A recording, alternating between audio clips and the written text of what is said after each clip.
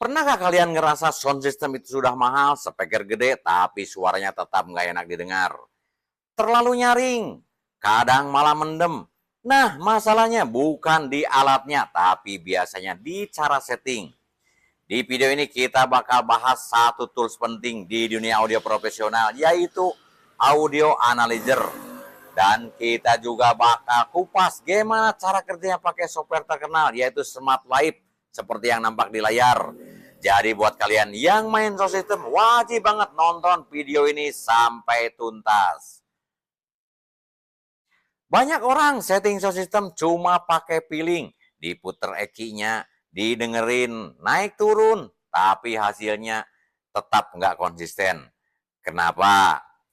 Karena telinga manusia itu subjektif, ruangan berbeda, posisi berbeda, bahkan kondisi kuping juga berbeda-beda. Makanya di dunia profesional kita nggak cuma pakai telinga, tapi pakai alat ukur. Dan disinilah audio analyzer berperan penting. Audio analyzer itu ibarat mata untuk pendengaran atau untuk suara. Dia bantu kita melihat frekuensi yang sebenarnya kita dengar. Beberapa fungsi penting audio analyzer, yaitu mengetahui respon frekuensi speaker, deteksi frekuensi yang terlalu dominan atau hilang, membantu setting equalizer lebih akurat, menghindari feedback atau ngiung-ngiung, optimasi sistem sesuai ruangan. Jadi bukan sekedar feeling, tapi berbasis data. Kalau kalian kerja di event, konser, atau bahkan instalasi sound system masjid, aula, atau kafe, audio analyzer ini sudah jadi standar kerja profesional.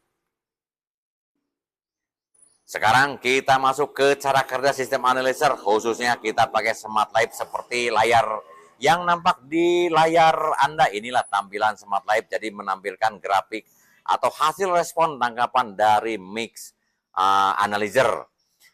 Secara sederhana, Smart Live bekerja dengan membandingkan dua sinyal, yaitu sinyal referensi atau input. Ini adalah sinyal asli dari mixer atau source. Yang kedua, measurement signal atau sinyal ukur atau output. Ini sinyal yang ditangkap mikrofon analyzer setelah keluar dari speaker.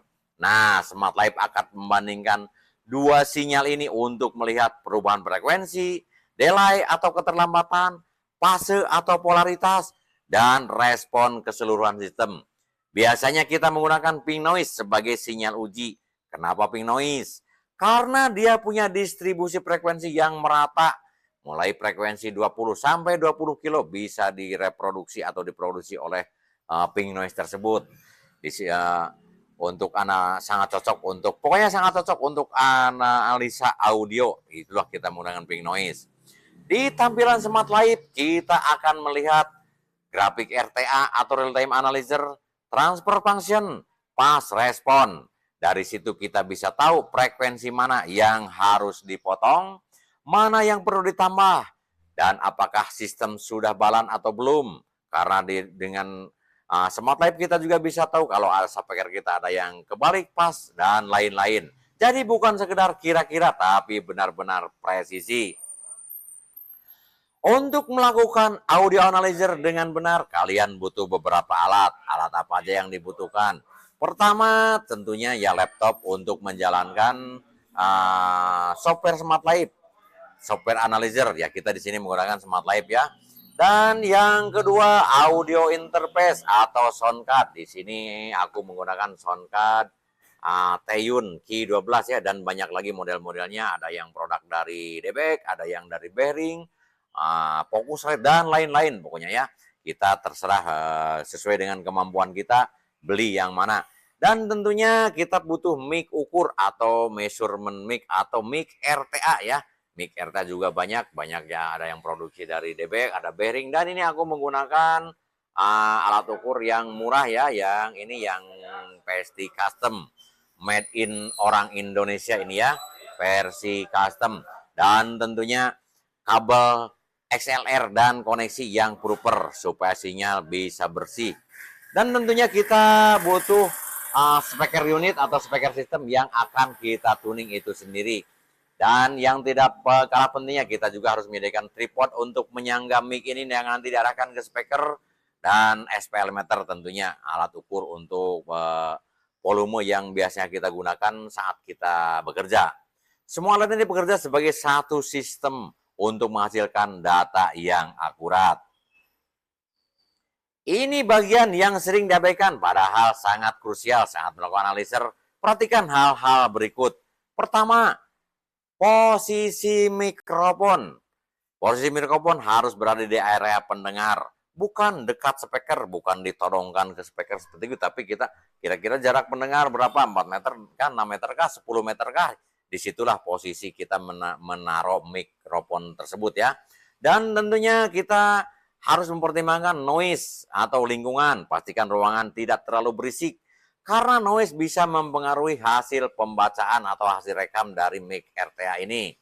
Terus gain struktur juga, kita level input dan output harus seimbang, jangan sampai clipping atau terlalu kecil. Juga kita yang harus kita perhatikan posisi parameter equalizer di mixer pertama.